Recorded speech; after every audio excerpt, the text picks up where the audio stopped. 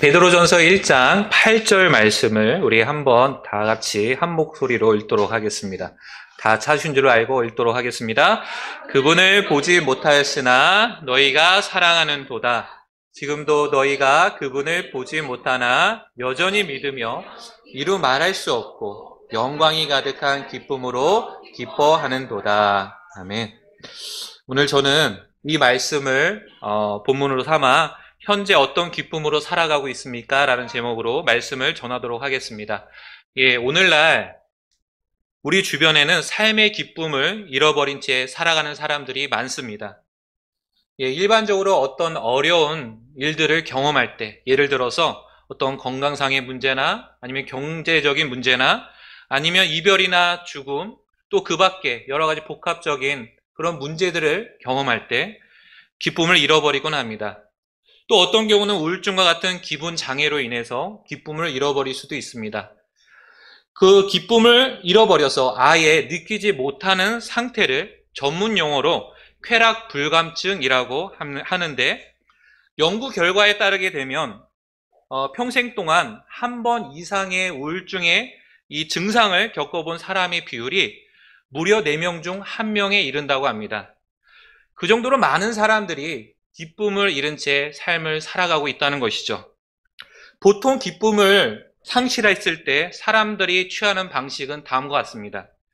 이런 어떤 삶의 패턴을 바꿔서 어떤 규칙적인 운동을 하거나 아니면 다른 사람들을 위해 봉사를 하는 등 어떤 부정적인 그런 생각들을 사라지게 하면서 긍정적이고 기분 좋은 일들을 하면서 시간을 보내면서 이런 기쁨을 회복하려고 합니다.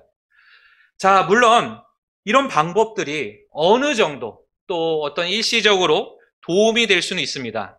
그러나 이런 것들을 통해서는 결코 사람은 참된 기쁨을 맛볼 수가 없습니다.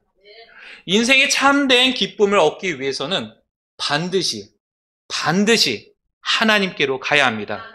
왜냐하면 모든 좋은 선물과 모든 완전한 선물은 하나님께로부터 오기 때문입니다. 하나님이야말로 완전한 기쁨의 원천이시고 기쁨이 충만하신 분이십니다. 여러분들 그렇게 믿으십니까? 그리고 그 충만한 기쁨을 우리와 함께 나누기를 원하십니다. 시편 16편 11절은 다음과 같이 말씀하십니다. 주께서 내게 생명의 행로를 보이시리니 주 앞에는 충만한 기쁨이 있고 주의 오른편에는 영원토록 즐거움이 있나이다. 주 앞에는 충만한 기쁨이 있고 또 주의 오른편에는 영원토록 즐거움이 있다라고 말씀하고 있습니다. 오늘날 하나님을 믿지 않는 어떤 세상 사람들은 조롱 섞인 말투로 천국은 이 땅에서 그런 재미를 또 느끼지 못하고 또 그런 놀 줄 모르는 사람들이 갔으니까 천국은 따분하고 심심하고 재미없을 거다, 이렇게 얘기하는 사람이 있을 수 있습니다. 그러나 그것은 천만의 말씀입니다. 기쁨이 충만한 하나님께서 계시는 그 천국은 이 세상 그 어떤 곳보다도 기쁨이 넘치고 즐거움이 가득한 장소입니다. 그렇기 때문에 우리보다 앞서가신 성도님들이 계시죠? 그분들은 지금 이 순간에도 하늘에서 정말 말로 표현할 수 없는 그 기쁨과 즐거움을 누리고 계실 줄을 믿습니다. 그런데 여기서 우리가 기억해야 될 것이 있습니다. 하나님께서는 단지 우리가 나중에 천국에 가서야 비로소 그런 충만한 기쁨을 누리기를 원하지 않으신다는 것입니다. 하나님께서는 지금 이 땅에서도 하나님께서 주시는, 주님께서 주시는 그런 충만한 기쁨을 누리면서 살기를 원하십니다. 그런데 안타깝게도 우리의 모습을 보게 되면 기쁨으로 살기보다는 인생이 치우치면서 오히려 불안과 우울과 또 슬픔과 분노 가운데 이런 부정적인 그런 감정들에 휩싸여서 살아갈 때가 많다는 것이죠. 현재 여러분 어떠십니까? 매 순간 주님께서 주시는 기쁨으로 살고 계십니까? C.S. 루이스는 스크루테이프의 편지라는 책에서 사탄이 그리스도인들을 어떻게 유혹하는지 매우 통찰력 있게 묘사한 바가 있습니다. 이 책을 보게 되면 고참 마개인 스크루테이프가 조카이자 신참 마개인 워무드에게 그리스도인을 유혹하는 방법에 대해 가르치는 내용이 나옵니다. 그 핵심적인 전략 중 하나는 바로 쾌락은 계속 감소시키고 그것에 대한 갈망은 계속 증대시켜라 라는 것입니다. 책에서 스크루테이프 마귀는 이렇게 얘기합니다. 쾌락은 원수의 발명품이지 우리의 발명품이 아니다. 우리의 모든 연구에도 불구하고 우리는 단 한 가지의 쾌락도 만들어내지 못했다라고 얘기합니다. 여기서 스크루테이프가 말하는 원수는 하나님을 의미하는 것이고 그가 말하는 우리는 마귀들을 의미합니다. 즉 마귀는 단 하나의 즐거움도 만들어내지 못하지만 하나님께서는 기쁨과 즐거움을 만들어내신다는 것이죠. 오늘날 마귀가 하는 일은 끊임없이 사람들에게 잘못된 쾌락에 대한 갈망을 증대시키는 것입니다. 그래서 온갖 세상의 즐길거리, 볼거리들을 통해서 사람들을 유혹해서 하나님께서 주시는 참된 기쁨을 경험하지도 못하게 만들고 누리지도 못하게 만든다는 것이죠. 현재 여러분들에게는 하나님께서 만들어주신 그 참된 기쁨을 가지고 계십니까? 오늘 본문 말씀인 베드로전서 1장 8절 말씀을 우리 다 함께 읽도록 하겠습니다. 다시 한번 읽도록 하겠습니다. 그분을 보지 못하였으나 너희가 사랑하는도다. 지금도 너희가 그분을 보지 못하나 여전히 믿으며 이루 말할 수 없고 영광이 가득한 기쁨으로 기뻐하는도다. 여기 베드로전서 1장 8절을 보시게 되면 기쁨이 등장합니다. 이 기쁨을 이루 말할 수 없고 영광이 가득한 기쁨이라고 소개하고 있습니다. 그래서 이 시간 저는 하나님께서 우리에게 주시고자 하는 이 기쁨, 이루 말할 수 없고 영광이 가득한 기쁨에 대해 말씀을 드리려고 합니다. 크게 두 가지로 나눠서 말씀을 드릴 텐데 이 오늘 말씀을 듣고 우리 모두의 삶이 주님께서 주시는 이 기쁨으로 충만하기를 간절히 소망합니다. 그럼 첫 번째로 이루 말할 수 없고 영광이 가득한 기쁨의 특징들에 대해서 몇 가지 살펴보겠습니다. 여러분들 일반적으로 우리가 생각해 볼 수 있는 여러 종류의 기쁨들이 있습니다. 예를 들어 자연적인 기쁨이 있죠. 이것은 자신이 추구하던 어떤 일에 대해 성공을 이루었거나 아니면 자신이 바라던 무언가를 얻게 되었을 때 오는 기쁨입니다. 또 도덕적인 기쁨이 있습니다. 이는 양심으로부터 오게 되는데 누군가를 도와주거나 하는 좋은 일을 했을 때 얻게 되는 기쁨이죠. 그리고 지적인 기쁨이 있습니다. 이는 깨달음을 통해서 오게 되는데 어떤 창작을 하거나 아니면 학문을 통해 지식을 얻게 되었을 때 오는 기쁨입니다. 그리고 지금 이 시간에 우리가 살펴볼 영적인 기쁨이 있습니다. 이 기쁨은 앞서 말씀드렸던 이 다른 기쁨들과는 차원이 다릅니다.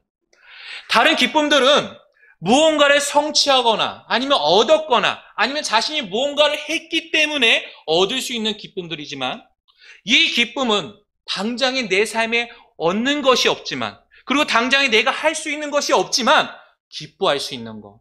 주님께서 주시는 기쁨으로 기뻐할 수 있는 그런 기쁨이라는 것이죠.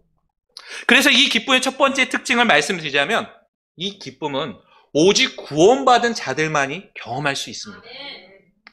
믿지 않는 자들은 이 기쁨을 결코 이해할 수도 없고 또 경험할 수도 없습니다.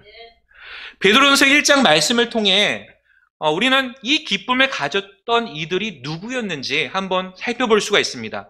1절, 2절 말씀을 보면 우리는 베드로전서의 기록자가 누구이며 또 수신자가 누구인지 알 수 있습니다. 우리 같이 1절, 2절 말씀을 읽도록 하겠습니다.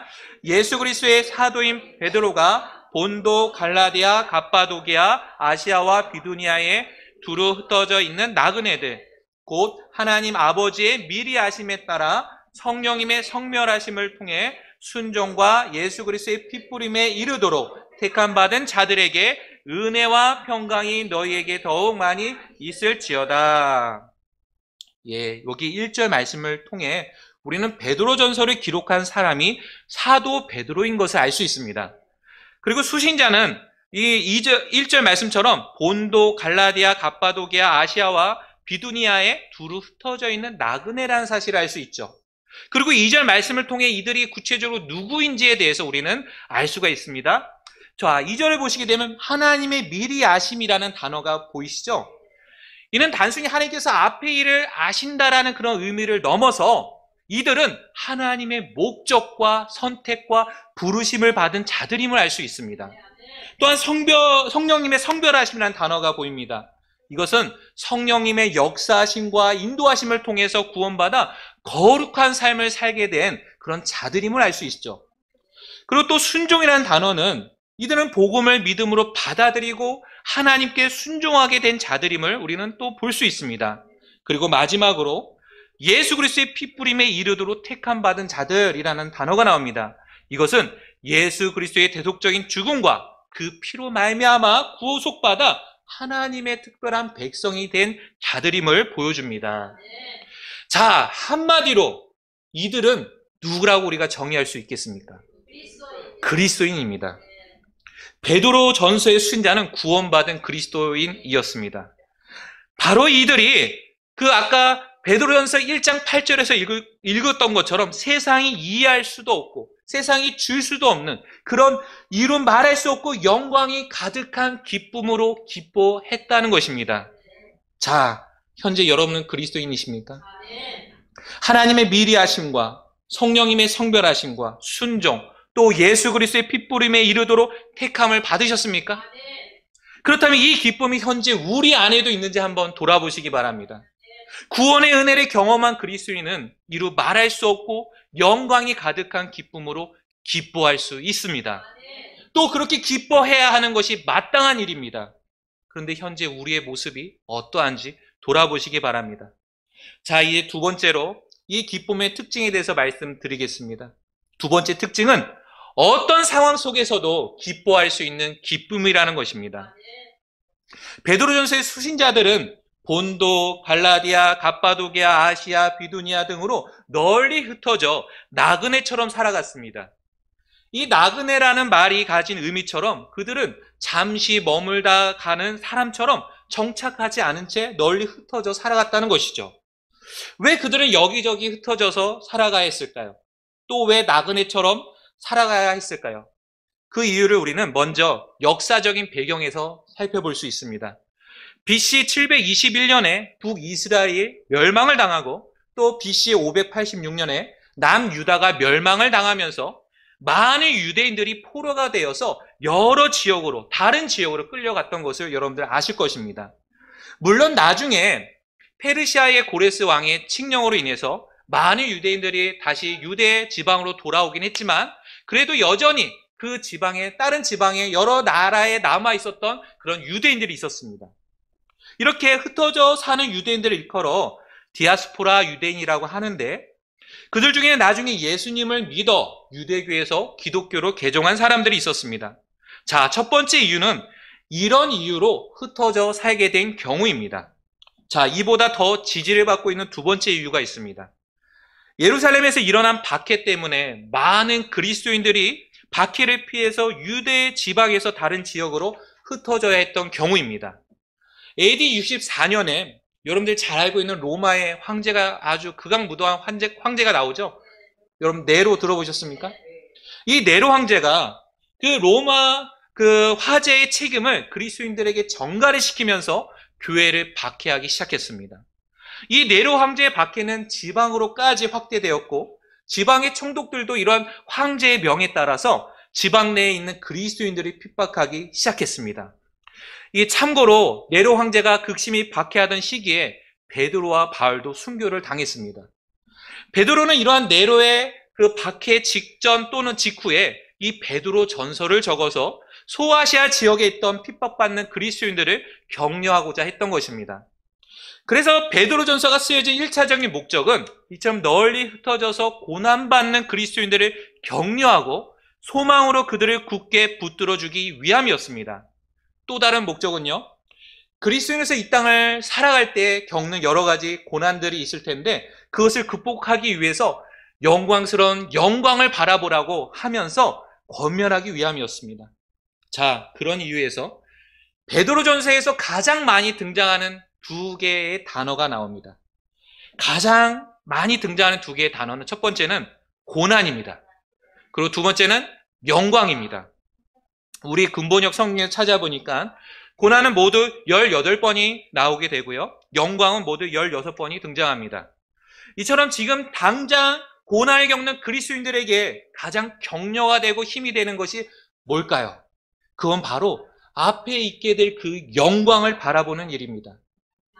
지금 당장은 슬프고 괴롭고 고통스럽지만 앞으로 구원받은 우리가 최종적으로 서게 될 그 곳은, 그 장소는 영광스러운 하나님의 임재가 있는 영광스러운 장소라는 것이죠.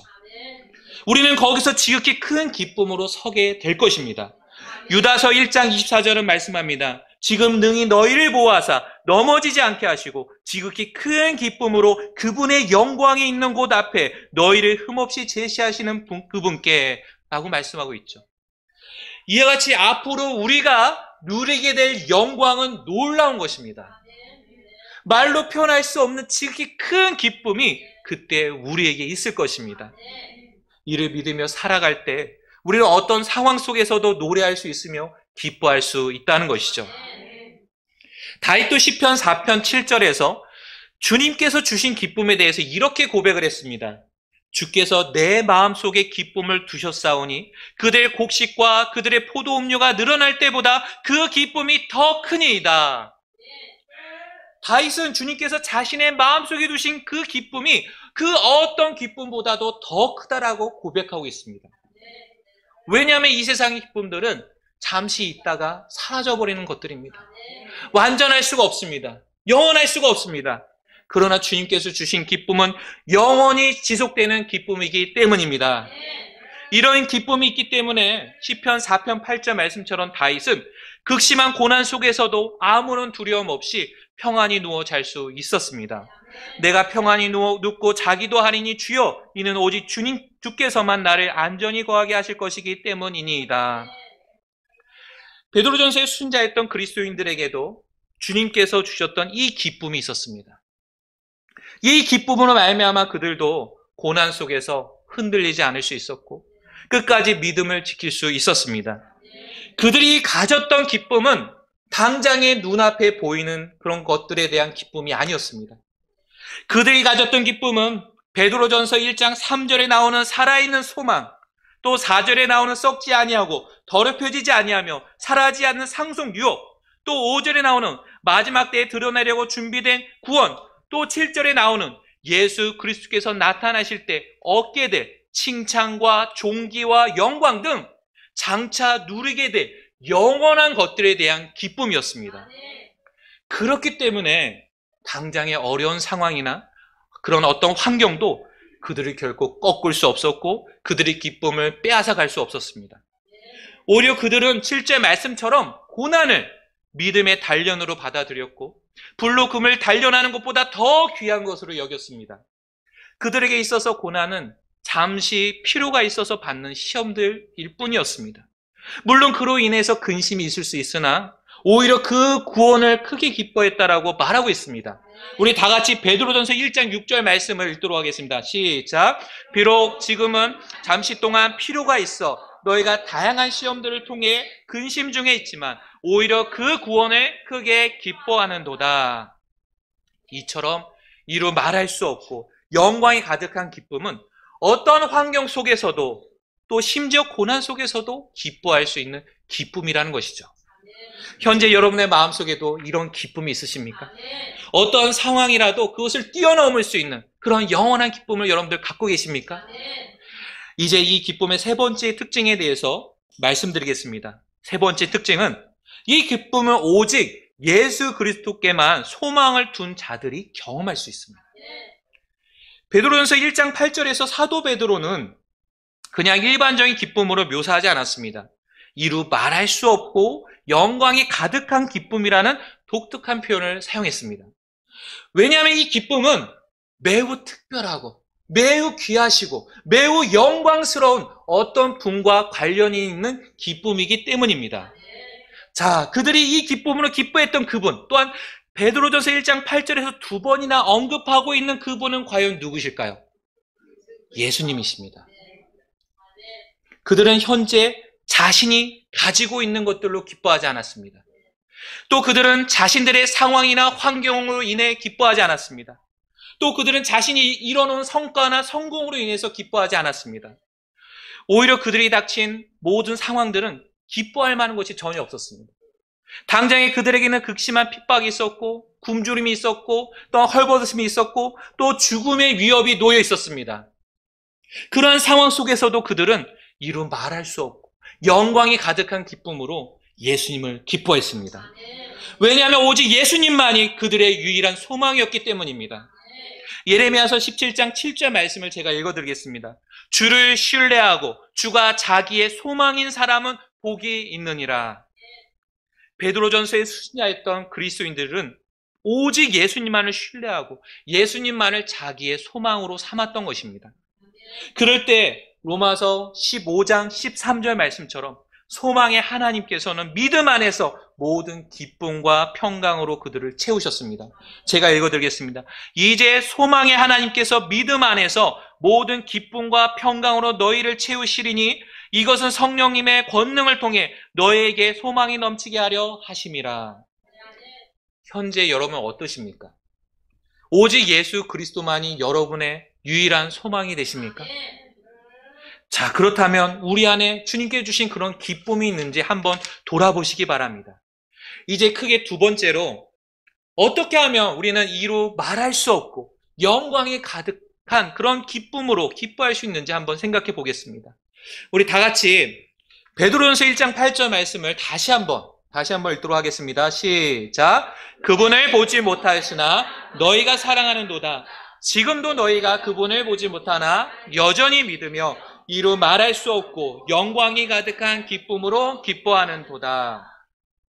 방금 읽은 베드로전서 1장 8절을 보게 되면 그들이 이루 말할 수 없고 영광이 가득한 기쁨으로 예수님을 기뻐했던 두 가지 이유에 대해서 우리는 알 수 있습니다. 첫 번째 이유는요, 예수님을 사랑했기 때문입니다. 베드로전서 1장 8절을 보게 되면 그분을 보지 못하였으나 너희가 사랑하는도다 라고 말씀하고 있습니다. 바로 이런 이유 때문에 그들은 예수님을 기뻐할 수 있었습니다. 사실 세상 사람들의 시각으로 보게 되면 그들이 이런 상황 속에서, 이런 어떤 어려운 상황 속에서 예수님을 사랑한다거나 기뻐한다는 것은 참으로 말이 안 되는 것처럼 보입니다. 지금 누구로 인해 그들이 박해를 받고 또 누구로 인해 나그네 신세가 된 것입니까? 예수님이시죠. 예수님을 믿는다는 이유로 그런 신세가 된 그들인데 그들은 예수님을 싫어한다거나 미워한다고 얘기하지 않고요. 오히려 예수님을 사랑하고 있다고 얘기하고 있습니다. 그리고 예수님을 기뻐하고 있다고 얘기하고 있습니다. 어떻게 이런 일이 가능할까요? 우리가 예수님을 내가 사랑해야지, 내가 예수님을 기뻐해야지 이렇게 노력하고 수고한다고 그것이 되겠습니까? 안 됩니다. 이런 일들이 가능한 까닭은 하나님께서 그들을 예수님을 통해 구원해 주셨고 변화시켜 주셨기 때문입니다. 과거에는 죄의 종이었으나 이제 그들은 하나님의 자녀가 되었습니다. 또 과거에는 율법 아래 살았으나 이제는 그들은 은혜 아래 살고 있습니다. 또 과거에는 육신을 따라 걸었으나 이제 그들은 성령님을 따라 걷고 있습니다. 이런 놀라운 변화를 주시고 그 신 사랑으로 구원해 주신 예수님을 어찌 사랑하지 않을 수가 있겠습니까? 여러분들 이해 동의하십니까? 요한계시록에 나오는 소아시아 7교회 중 하나인 서머나 교회의 감독이자 사도 요한의 직계 제자였던 폴리캅이라는 사람이 있었습니다. 그는 주 156년에 교회를 핍박하던 로마에 의해 붙잡히게 되어 로마 원형 경기장으로 끌려가게 되었습니다. 이때 총독은 그에게 그리스도를 부인하고 가이사를 수호신으로 고백할 것을 요구했습니다. 그러나 폴리캅은 다음 같은 말로써 총독의 제안을 거절했습니다. 나는 86년 동안 그리스도의 종이었습니다. 그동안 그분은 나를 한 번도 실망시키지 않으셨습니다. 그런데 내가 어찌 나를 구원하신 나의 왕을 부인할 수 있겠습니까? 결국 그는 화형을 당하게 되었지만 기록에 따르면 그 화형장의 그 불길조차 주님을 뜨겁게 사랑하고 있는 그 폴리갑을 태우지 못했고 나중에 그는 사형 집행인의 칼에 찔려서 순교를 당했다고 전해지고 있습니다.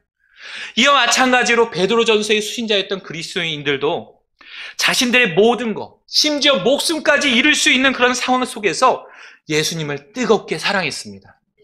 그리고 이루 말할 수 없고 영광이 가득한 기쁨으로 주님을 기뻐했던 것이죠.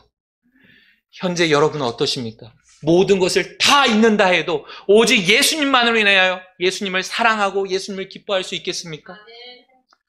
현재 우리 안에 그런 기쁨이 있는지 한번 생각해 보시기 바랍니다. 그들이 이루 말할 수 없고 영광이 가득한 기쁨으로 예수님을 기뻐할 수 있었던 두 번째 이유를 말씀드리겠습니다. 그것은 예수님을 믿었기 때문입니다. 앞서 살펴본 바와 같이 그들은 예수님을 보지도 못했지만 예수님을 사랑했습니다. 어떻게 그들은 보지도 못한 예수님을 사랑할 수 있었을까요? 그 이유는 그분에 대한 믿음이 그들에게 있었기 때문입니다. 그 믿음으로 그들은 주님을 사랑할 수 있었고 또 그 믿음으로 또한 그들은 예수님을 기뻐할 수 있었습니다. 그래서 베드로전서 1장 8절에 다음과 같은 구절이 나옵니다. 지금도 너희가 그분을 보지 못하나 여전히 믿으며 여전히 믿고 있다고 말씀하고 있습니다. 당시 그들은 예수님을 볼 수가 없었습니다. 왜냐하면 예수님이 그때 땅에 계시지 않았기 때문이죠. 이때는 예수님께서 십자가에서 죽으시고 부활하셔서 하늘로 승천하신 이후에 수십 년이 지난 그런 상황이었습니다. 그렇기 때문에 그들은 예수님을 직접 눈으로 볼 수가 없었습니다. 그러나 대신에 그들은 믿음으로 예수님을 바라볼 수 있었습니다. 과거에 들었던 하나님의 말씀을 통해 예수님에 대한 믿음을 가졌던 그들은 여전히 그분을 믿으며 그분을 바라볼 수 있었습니다. 그렇기 때문에 그들은 이와 같이 예수님을 기뻐할 수 있었던 것입니다. 자, 그렇다면 그들이 가졌던 믿음이 어떤 것인지 한번 우리가 살펴볼 필요가 있는데요. 다 같이 우리 9절을 읽겠습니다. 9절 말씀. 자, 읽겠습니다. 이는 너희가 믿음의 결말, 곧 너희 혼의 구원을 받았기 때문이라. 우선 그들이 가졌던 믿음은 혼이 구원받는 믿음이었습니다. 여러분들, 우리의 존재에 있어서 가장 중요한 것이 무엇인지 아십니까? 맞습니다. 우리 자신의 혼입니다. 성경은 모든 사람이 영과 혼과 몸을 가진 존재라고 말씀하십니다. 여기서 혼은 곧 우리 자신이라고 할 수 있는데 이 혼이 무엇보다도 소중하다고 성경은 우리에게 말씀해주고 있습니다. 마태복음 16장 26절을 제가 읽어드리겠습니다. 왜냐하면 사람이 만일 온 세상을 얻고도 자기 혼을 잃으면 그에게 무슨 유익이 있겠느냐? 또는 사람이 무엇을 주고 자기 혼과 바꾸겠느냐? 세상은 온 세상을 얻고도, 성경은 온 세상을 얻고도 자기 혼을 잃으면 아무 소용이 없다고 말씀하십니다. 또 무엇도 자기 혼과 바꿀 수 있는 게 없다라고 말씀하고 있죠. 그만큼 우리의 혼은 정말 어떤 것보다도 가장 소중하고 귀중하다는 것이죠. 일반적으로 사람이 죽으면 그 사람의 영은 그것을 주신 하나님께로 가게 됩니다. 그리고 사람의 몸은 흙으로 돌아가게 되죠. 그러나 사람의 혼은 영원히 존속하는 존재로서 반드시 죽고 난 이후에 둘 중에 한 장소로 가게 됩니다. 하나님과 함께 거하는 영원한 하늘나라로 가든지 아니면 하나님과 분리되어 영원히 고통받는 지옥으로 가게 됩니다.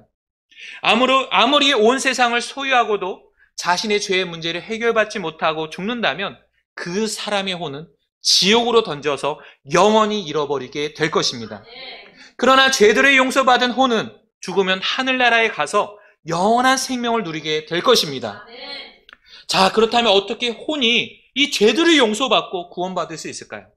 레위기 17장 11절은 그 방법에 대해서 우리에게 말씀해주고 있습니다. 이는 육체의 생명이 피에 있기 때문이니라. 내가 이 피를 너에게 주어 제단 위에서 너희 혼을 위하여 속죄하게 하였나니 이는 혼을 위해 속죄하는 것이 피이기 때문이라.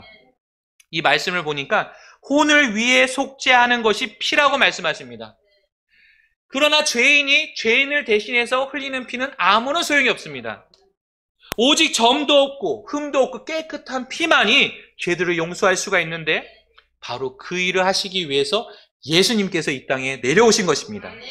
우리의 혼을 속죄하고 우리를 구원해 주시기 위해 사람이 되신 예수님께서는 자신의 고귀한 피를 십자가에 흘려 주셨습니다.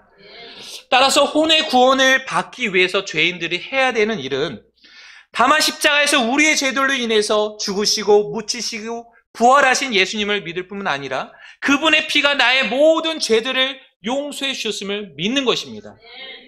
다른 어떤 것으로는 나를 구원할 수가 없고 오직 주 예수님만이 나를 구원하실 수 있는 구원자이심을 또한 주님이심을 믿고 받아들일 때 그 혼은 구원받게 됩니다. 로마서 10장 9절 말씀 우리 한번 찾아보겠습니다. 로마서 10장 9절 말씀입니다.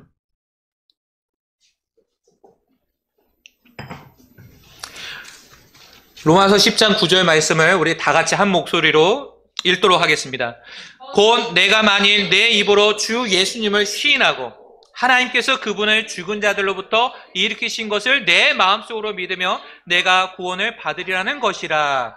자, 어떻게 구원을 받는다고 말씀하십니까? 자신의 입으로 주 예수님을 시인하고, 즉 예수님께서 자신의 구원자이시고 주님이심을 입으로 고백하고요. 또 하나님께서 그분을 죽은 자들로부터 일으키신 것, 즉 자신의 죄들로 인해 예수님께서 십자가에서 죽으셨다가 부활하신 그 사실을 마음속으로 믿으면 구원을 받는다는 것이죠. 우리의 혼이 죄로부터 구원받고 모든 죄들이 용서받는 것은 우리의 수고와 노력으로 되는 것은 아닙니다. 전적으로 하나님의 은혜로 되는 것이고 또 예수님을 믿을 때 이루어지게 됩니다. 베드로전서의 수신자였던 그런 그리스도인들도 이와 같은 믿음이 있었습니다. 이 믿음의 결과로 그들은 혼의 구원을 받았습니다. 그뿐만 아니라 그들은 예수님으로 말미암아 하나님 안에서 믿음과 더불어 소망도 가지고 있었습니다. 베드로전서 1장 21절 말씀을 제가 읽어드리겠습니다. 너희가 그분으로 말미암아 하나님 곧 죽은 자들로부터 그분을 일으켜 세우시고 그분께 영광을 주신 분을 믿으니 이것은 너희의 믿음과 소망이 하나님 안에 있게 하려 함이라. 여기서 말하는 소망은 베드로전서 1장 3절에 살아있는 소망으로서 죽은 자들로부터 예수님께서 일으켜 세워지시고 영광을 얻으셨던 것처럼 장차 예수님을 믿는 그리스도인들도 마찬가지로 예수님같이 영광스러운 몸으로 변화되어서 영광을 얻게 된다는 소망입니다. 그래서 빌립보서 3장 21절에 이렇게 말씀하시죠.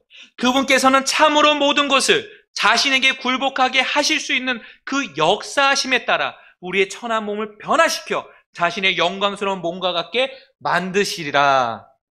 자, 현재 여러분은 어떠십니까? 여러분의 죄들로 인해 십자가에 피 흘려 죽으시고 부활하신 그 예수님이 여러분의 구원자와 주님이 되셨습니까? 그래서 믿음의 결말로 혼의 구원을 받으셨습니까? 그렇다고 한다면, 그리고 또한 여러분들은 그 예수님으로 말미암아 또 나중에 장차 여러분의 몸이 변화되어서 영광스럽게 되어서 영광을 취하게 될 것을 여러분들 믿으십니까? 자, 그렇다면 이 시간 주님께 감사하시고 또한 주님을 기뻐하시기 바랍니다. 그러나 만약 아직까지 혼의 구원을 받지 못하고 이 세상이 전부인 것 마냥 살아가고 있다면 이 시간 예수 그리스도께서 여러분의 구원자이시고 주님이심을 믿으시기 바랍니다. 또 예수님의 피가 나의 모든 죄들을 다 씻어주셨음을 믿고 구원받으시기를 바랍니다. 이제 오늘 말씀과 관련해 우리 각자가 돌아볼 수 있는 교훈 3가지를 말씀드리면서 설교를 마치도록 하겠습니다. 첫 번째로 주님께서 주신 기쁨을 확인해 보시기 바랍니다. 하나님의 은혜로 구원받았다면 더 이상 기쁨을 잃어버린 채 또는 세상의 기쁨을 추구하면서 살 필요가 전혀 없습니다. 왜 그렇습니까? 우리에게는 참된 기쁨을 주시는 하나님이 계시기 때문입니다. 또 우리를 놀라운 사랑으로 구원해 주신 예수님이 계시고 또한 우리 안에 성령께서 일하고 계시지 않습니까? 그렇기 때문에 현재 자신 안에 마치 기쁨이 없는 것 마냥 슬퍼하거나 괴로워할 필요가 없다는 것입니다. 우리 안에 주님께서 주신 기쁨을 확인해 보시기 바랍니다. 주님께서 주시는 기쁨은 이 세상이 주는 기쁨과는 달리 이루 말할 수 없고 영광이 가득한 기쁨이라는 사실을 믿으시기 바랍니다. 어떠한 상황이나 환경에도 변함없이 오직 주님만을 기뻐할 수 있는 그 기쁨이 현재 내 안에 있는지 한번 확인해 보시기 바랍니다. 만약 그 기쁨이 사라져버렸거나 아니면 지금 메말라가고 있다면 우리는 시편 51편 12절 말씀처럼 주님께 도움을 구해야 합니다. 주의 구원의 기쁨을 내게 회복시켜 주시고 주의 자유로운 영으로 나를 떠받쳐 주옵소서. 두 번째로 주님께 주신 기쁨을 계속 갈망하시고 추구하시기 바랍니다. 고린도전서 2장 9절 말씀처럼 하나님께서 자신을 사랑하는 자들을 위해서 예비하신 것들은 눈이 보지 못하였고 귀가 듣지 못하였으며 사람의 마음속에 들어가지 못하는 것처럼 정말로 귀한 것이고 놀라운 것들이라고 말씀하고 있습니다. 하나님께서 그런 영광스러운 것들을 우리를 위해서 예비해 놓으셨습니다. 그 영광을 누리, 그 지극히 큰 기쁨의 날이 우리에게 있다는 사실을 여러분들 아십니까? 그때까지 우리는 이 땅에서 그 소망을 가지고 기쁨으로 살아가야 한다는 것이죠. 자, 그런데 우리의 삶을 보면 어떻습니까? 우리의 인생에 수많은 유혹과 또한 시험이 있지 않습니까? 이 세상과 또 마귀와 우리의 육신이 그렇게 호락호락하지 않습니다. 한순간에 우리의 마음을 빼앗아가 버리고 주님을 바라보지 못하게 할 뿐만 아니라 주님께 소망을 두지 못하게 만듭니다. 그리고는 우리 안에 있는 기쁨이 사라지게 만든다는 것이죠. 그러므로 우리는 계속해서 주님께서 주신 이 기쁨을 갈망하고 추구해 나가야 됩니다. 이때 우리에게 필요한 것은 무엇일까요? 다른 어떤 것보다도 오직 주 예수 그리스도만을 뜨겁게 사랑하는 것입니다. 그리고 적극적으로 믿음을 가지고 주님께 순종하며 나가는 것입니다. 구원받은 우리는 창조 목적에 따라 하나님을 기쁘시게 할 수 있는 새로운 창조물이 되었습니다. 또 일이 가능하도록 성령님께서 우리 안에 들어와 계시지 않습니까?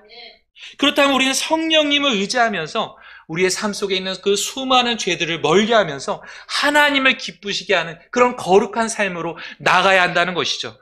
그럴 때 주님께서 주시는 이 기쁨이 더 풍성하게 될 줄을 믿으시길 바랍니다. 마지막 세 번째로 주님께서 주신 기쁨을 드러내시기 바랍니다. 우리 주변에는 참된 기쁨을 경험하지 못한 수많은 사람들이 있습니다. 예수님을 만나기 전에 사마리아 여인도 그러했습니다. 그녀에게는 삶에 대한 만족도 없었고 늘 기쁨에 목말라 있었습니다. 5번이나 남편을 바꿔보았지만 그녀가 바라던 참 기쁨을 결코 얻지 못했습니다. 어떤 것도 그녀를 채워줄 수 없었습니다. 그러던 와중에 예수님께서 그녀를 찾아가 주셨습니다. 예수님께서는 그녀에게 마실 물을 달라고 하시면서 대화를 시작하셨습니다. 만일 내가 하나님의 선물을 알고 또 내게 마실 것을 달라고 하는 이가 누구인지 알았더라면 네가 그에게 구하였을 것이요 또 그가 네게 생수를 주었으리라. 그러자 그녀는 예수님께 당신은 그 물기를 그릇도 없고 우물도 없는데 어떻게 생수를 얻을 수 있습니까? 라고 물어봤습니다. 그때 예수님께서는 다음과 같이 말씀하셨습니다. 요한복음 4장 13절 14절 말씀인데요. 예수님께서 그녀에게 응답하여 이르시되 누구든지 이 물을 마시는 자는 다시 목마르리라. 그러나 누구든지 내가 줄 물을 마시는 자는 결코 목마르지 아니하리니 내가 줄 물은 그 사람 속에서 솟아나는 샘물이 되어 영존한 생명에 이르게 하리라 하시더라. 이 말씀처럼 예수님께서는 누구든지 목마른 자들에게 물을 주시는 분이심을 믿으시기 바랍니다. 예수님께 주시는 이 물은 매우 특별한 물입니다. 그래서 마시는 자는 결코 목마르지 않고 그 사람 속에서 샘물이 되어서 그 영존한 생명에 이르게 한다고 말씀하고 있습니다. 그렇다면 과연 예수님께서 주시고자 하시는 이 물은 과연 무엇을 의미할까요? 우리 다 같이 요한복음 7장을 보시겠습니다. 요한복음 7장 37절 말씀을 우리 찾아서 읽어보도록 하겠습니다. 37절 말씀인데 37절, 38절 말씀 같이 읽겠습니다. 시작. 마지막 날 곧 명절의 그 큰 날에 예수님께서 서서 외쳐 이르시되 누구든지 목마르거든 내게로 와서 마시라. 나를 믿는 자는 성경 기록에 이른 것 같이 그의 배에서 생수의 강들이 흘러나오리라 하시더라. 여기서도 마찬가지 예수님께서는 누구든지 목마르거든 내게로 와서 마시라고 말씀하십니다. 왜냐하면 이 영적인 목마름은 다른 무엇으로는 해결할 수 없기 때문입니다. 오직 예수님만이 해결하실 수 있습니다. 다 같이 39절 말씀도 읽겠습니다. 그러나 이것은 그분께서 자신을 믿는 자들이 받게 될 성령에 대해 말씀하신 것이라. 이는 아직 예수님께서 영광을 받지 아니하셨으므로 성령님이 아직 주어지지 아니하셨기 때문이라. 우리는 이 구절들을 통해 예수님께서 목마른 자에게 주시겠다는 이 물은 다름 아닌 성령님을 의미한다는 것을 알 수 있습니다. 성령님께서는 예수님을 믿는 자들 안에 내주어 계십니다. 여러분들 믿으십니까? 또 성령님께서는 생수와 같으셔서 그 믿는 자들의 영적인 목마름을 해결해 주시고 갈증이 사라지게 만들어 주십니다. 그리고 성령님께서는 믿는 자 안에 기쁨이 샘솟게 만들어 주십니다. 성령의 열매 중에 여러분들 기쁨이 있다는 거 아십니까? 성령님을 모신 그리스도인 안에는 기쁨이 있다는 것이죠. 주님께서 우리에게 주시는 그 기쁨이 바로 이 성령님을 모신 그리스도인 안에 있다는 것입니다. 예수님을 만난 사마리아 여인도 마찬가지였습니다. 결국 예수님이 그저 평범한 유대인이거나 또한 예언자거나 그것이 아니라 그토록 자신이 기다리고 기다렸던, 또 자신이 그렇게 자신의 삶에 참된 기쁨을 줄 수 있는 그런 메시아이심을 그녀가 발견하였을 때 그녀가 어떻게 되었을까요? 기뻐했다는 것이죠. 큰 기쁨이 그에게 있었다는 것이죠. 그녀 안에 있는 그 기쁨은 마치 생수의 강들이 흘러나오듯이 다른 사람들까지 이루게 되었습니다.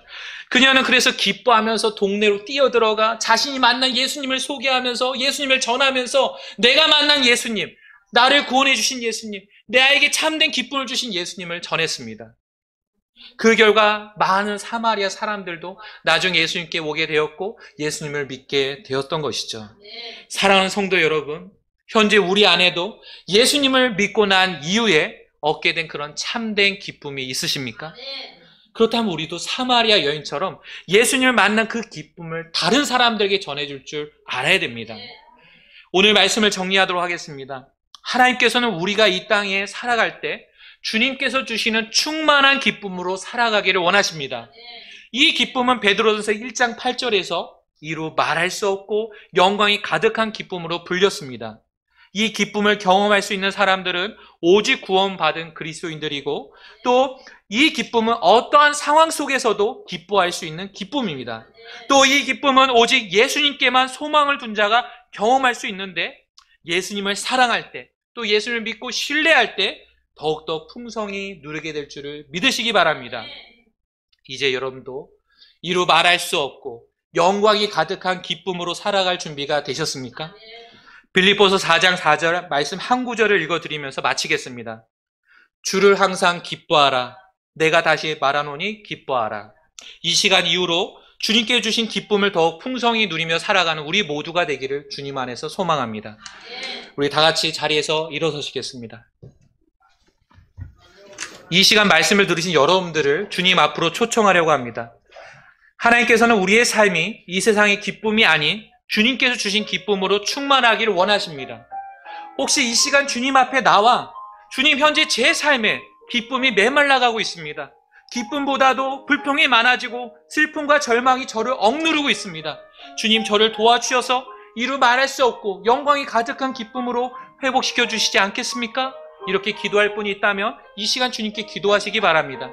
또는 주님, 지금 제 상황을 보면 도무지 기뻐할 만한 것이 없습니다. 또 제 자주 넘어지는 제 약한 모습을 보게 됩니다. 그렇지만 저의 유일한 소망 되시는 구원자 예수님만을 바라보고 있습니다. 장차 영광스럽게 변화될 그 기쁨의 날을 소망하면서 더욱 용기를 내기를 원합니다. 주님의 기쁨으로 충만하게 해 주옵소서. 기도할 분이 있다면 이 시간 기도하시기 바랍니다. 또 주님, 제 주변에 아직도 참된 기쁨을 주시는 예수님을 만나지 못한 이들이 많습니다. 그들도 저처럼 주님께 주신 기쁨으로 살아갔으면 좋겠습니다. 주님, 그들에게 복음을 전하고 주님께로 이끌 수 있도록 저를 도와주십시오라고 기도할 분이 있다면 이 시간 주님 앞에 나와 기도하시기 바랍니다.